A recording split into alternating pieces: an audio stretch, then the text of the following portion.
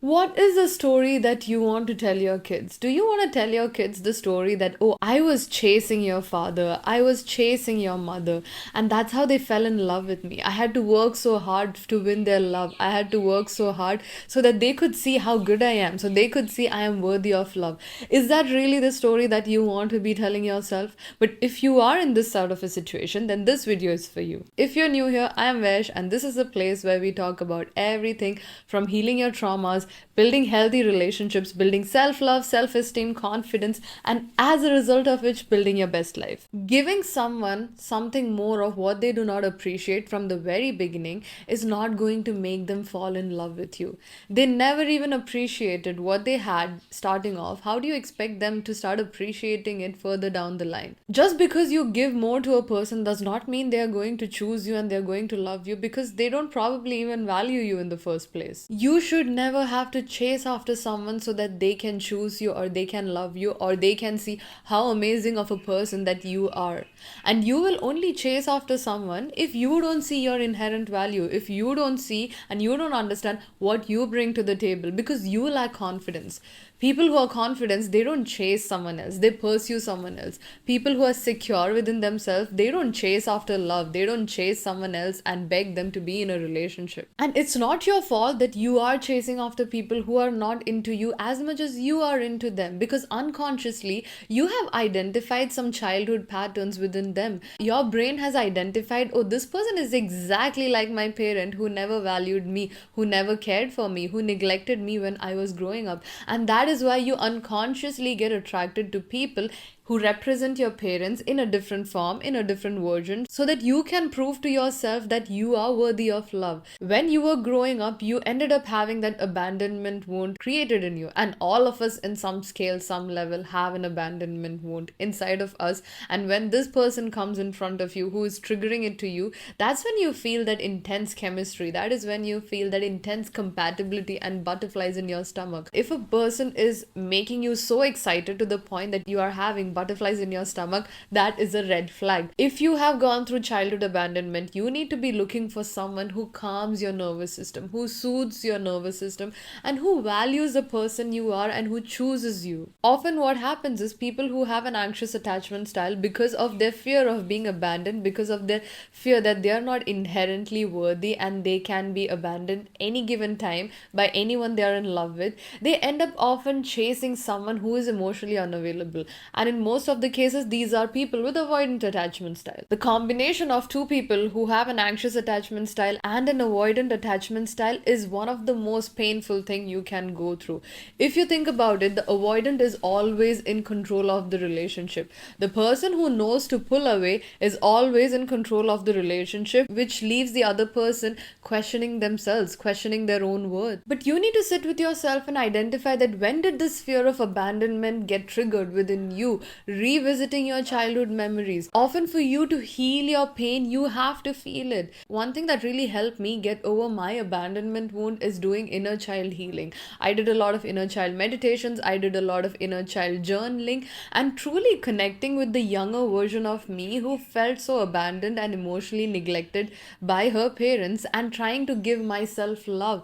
In the beginning, it was so hard to even make myself feel loved, but it's a process that you have to go through, and eventually it gets easier and easier the more you get into the practice of giving your inner child the love that they truly deserved. You have to, in a way, reparent yourself if you want to break your anxious attachment style, because you have to prove it to yourself unconsciously that you always have your back. You are never going to abandon yourself. You are always going to show up for yourself and always going to show the compassion that you truly deserve. These are the most important reason as a person with an anxious attachment style you should fall in love with a slow burn relationship. Number one reason, in most of the cases, people with anxious attachment style, they fall in love not with the person but the attention that they're receiving. And you don't fall in love with the substance of the person, but instead you fall in love with how this person is making you feel or how attentive they are towards you. Number two, when someone is so available for you in the beginning, where they're so attentive towards you, they're taking care of all your needs,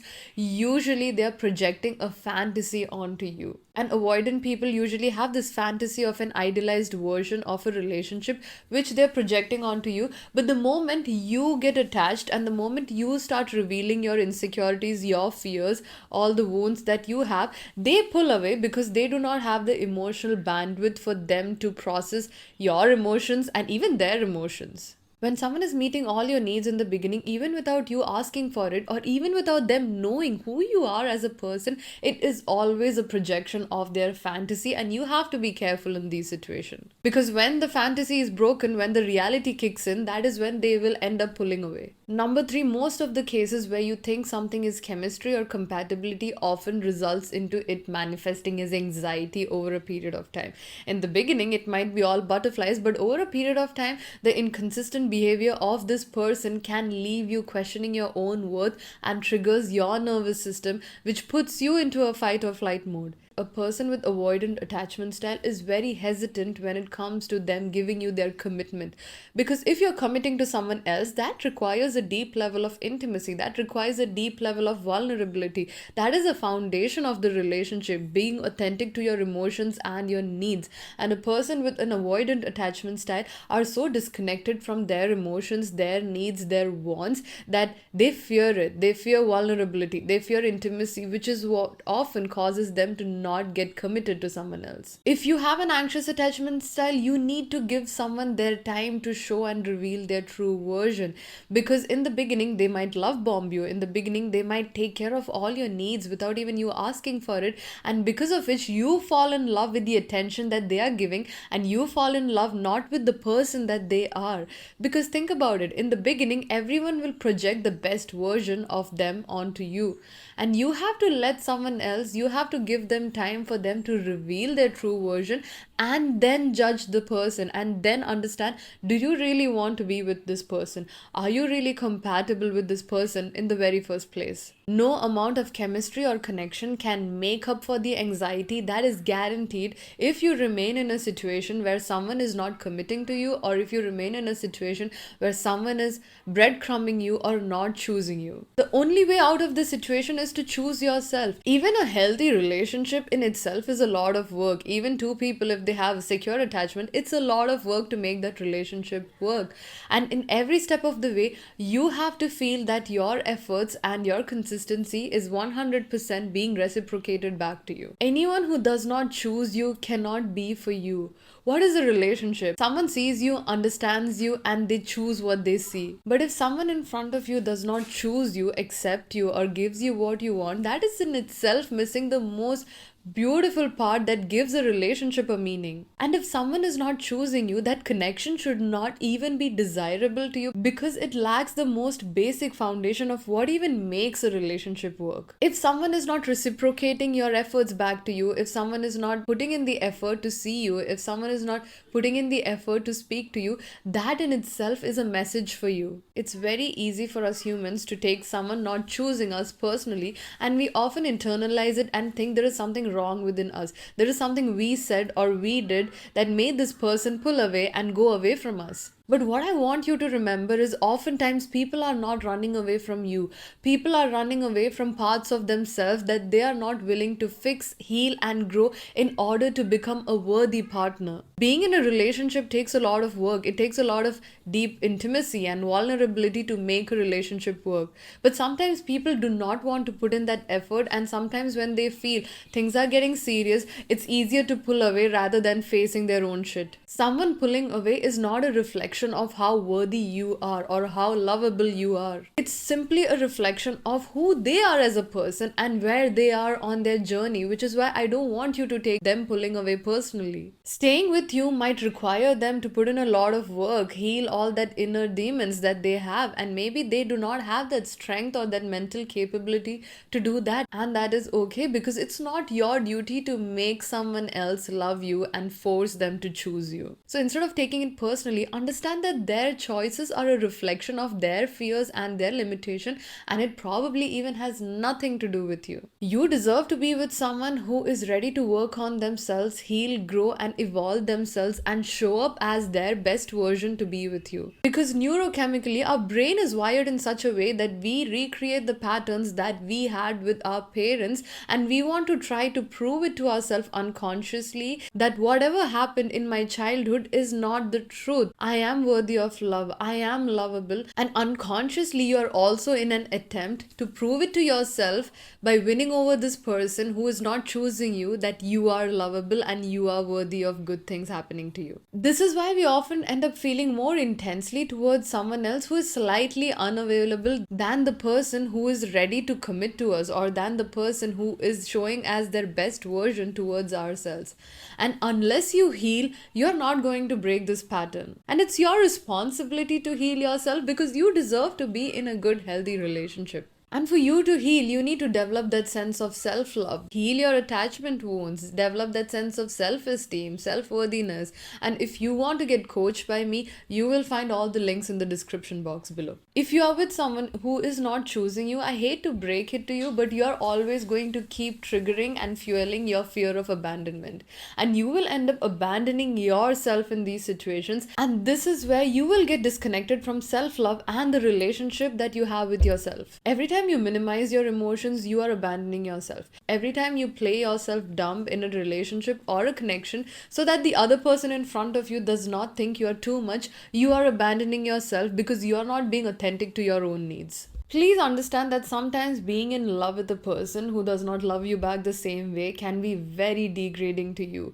You will start doubting yourself. You will start doubting your worthiness. You will start thinking maybe you are not pretty enough. Maybe you are not smart enough. Maybe you are not intelligent enough. And then you will start putting yourself down. And this is also the process where you start abandoning your needs because you don't see the light that you are. All because this person doesn't see the light in you. A person who genuinely desires you would never make you question if they actually want you or not. If you're watching this and sitting and thinking of a person and feeling, is this person really into me? Then trust me, that person is not really into you. If someone wants you, if someone loves you, they would show it to you. And the fact that they're not doing that is a clear sign and a clear message for you. So you need to stop making excuses for people who don't want to be with you, who do not want to choose you, because why would you anyways want to be with someone who does not see how amazing of a person you are? People who really want to be with you, they will not make you question if they want you or not. People who really want to be with you, they are not going to make you question where you stand with them. They're not going to make you feel that you are crazy for having all these emotions inside your heart. They will not make you feel as if you are not wanted. And truth be told, there is no such thing as figuring it out. Of course, it takes some time for a connection to deepen and develop. But let's say you are with this person for like 2 to 3 to 4 months or maybe 6 months. And if this person is making you question where you stand with them, then it's time for you to walk away from that connection. You deserve to be someone's first choice, not their backup. You deserve to be chosen and not taken for granted. Please understand that if someone is making you question where you stand with them, then they are not choosing you. And maybe you are probably one among their many options that they have. The best thing you can do in a relationship is asking yourself, do you choose to be with this person? Instead of thinking if they want to be with you. When you can flip that narrative, that is where you take your power back. First of all, it is so liberating to be in a position where you can judge and identify if you choose to be with this person. Because when you go and approach a relationship from this perspective, you don't have that fear of abandonment getting triggered within you, because you are grounded and you are confident in who you are, and you understand that you deserve nothing but the best. You are not responsible for the things that happened to you in your childhood, which developed and triggered the sense of abandonment that you have inside you. You survived that, and that shows that you are worth celebrating. But it's your responsibility to not re-trigger those old abandonment wounds, and not be with someone who constantly reminds you of what you went through in your childhood. When you choose someone who is not triggering your abandonment wound, when you choose someone who chooses you, that is when you start healing on a very deep level. But that is not to say that it's someone else's responsibility to heal you. The process starts with you, but the healing completes when you are in a relationship with a healthy person. I hope this episode was helpful to you, and I'll see you in the next one.